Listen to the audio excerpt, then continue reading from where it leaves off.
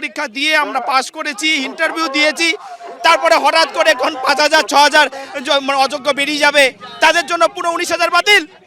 আমার 13 মাসের ছোট ছেলে আছে, কোথায় যাব আমি?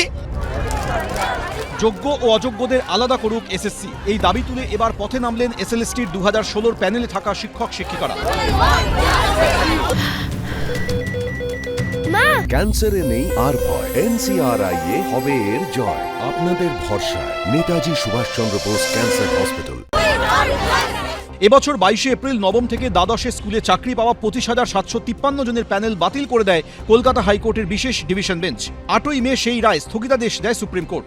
19শে ডিসেম্বরের শুনানিতে সুপ্রিম কোর্টে প্রধান বিচারপতি প্রশ্ন করেন, রাজ্য সরকার কি মনে করে যে বৈধ অবৈধ চাকরি প্রাপকদের আলাদা করা সম্ভব?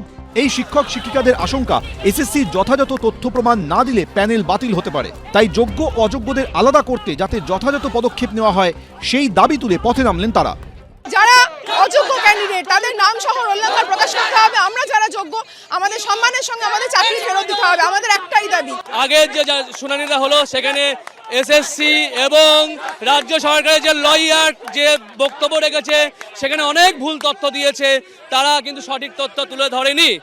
আমরা চাইছি তারা ভালো লয়ার দিক, ভালোভাবে ব্রিফ করে যাতে সঠিক তথ্য কোর্টের কাছে দিয়ে দেয় এবং অবিলম্বে সেগ্রিগেশনটা করে দেয়, যেটা অনেক দিনে আমাদের দাবি।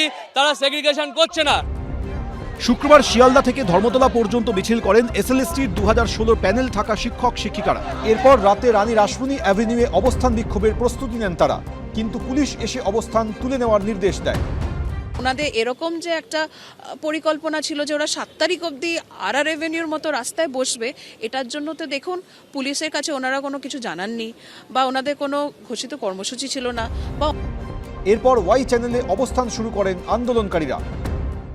আমাদের টিচাররা চাকরি হারালে এমনি মৃত্যুবরণ করবে, সুইসাইড করে নেবে, সেই জায়গায় এখনই গুলি করে মেরে দিক, আমরা মরে যেতে রাজি আছি। আমরা চাই মুখ্যমন্ত্রী এখানে এসে আমাদের সাথে কথা বলুক বা মুখ্যমন্ত্রী আমাদের প্রতিনিধিদের ডেকে পাঠান, আমরা তার সাথে কথা বলতে চাই। কথা বলে শুধু প্রতিশ্রুতি দিলেই হবে না, লড়াই করিয়ে আমাদেরকে ন্যায় বিচার পাইয়ে দিতেই হবে যে কোনো মূল্যে। সুপ্রিম কোর্টের প্রধান বিচারপতি যখন নানা রকম প্রশ্ন করছেন, সেই প্রশ্নের যথোপযুক্ত উত্তর দিতে পাচ্ছেন না রাজ্য সরকার এবং কমিশনের লয়ার। আমাদের একটাই দাবি যে পদ্ধতিতে আমাদের নিয়োগ হয়েছে কোনো রকম বেনিয়মের মধ্যে আমরা পড়ি না। তাই রাজ্য সরকারের লয়ার এবং কমিশনের লয়ার উপযুক্ত তথ্য প্রমাণ দিয়ে এই সেগ্রিগেশনটা করে দিক, তবেই আমরা বাঁচব। এদিন ধর্মতলায় অভয় মঞ্চের তরফে আন্দোলনকারীদের পাশে থাকার বার্তা দেওয়া হয়। যোগ্য যারা রয়েছেন তারা আজকে প্রতিবাদ জানাতে এখানে রয়েছেন, তো সেখানে তাদের কাছে আর কি পথ খোলা রয়েছে? তারা কোর্টেও যাচ্ছেন, কোর্টের কাছেও তারা এই একই জিনিস ঘটছে, তো সেই জায়গায় তারা রাস্তায় নেমেছেন। তো সেই জায়গায় পাশে থাকার বার্তা ছাড়া আমাদের তো কিছু দেওয়ার নেই। অবশ্যই আমরা সংহতিতে আছি, এটুকু বলার জন্যই আমরা এসেছি। 7ই জানুয়ারি সুপ্রিম কোর্টে এই মামলার শুনানি রয়েছে।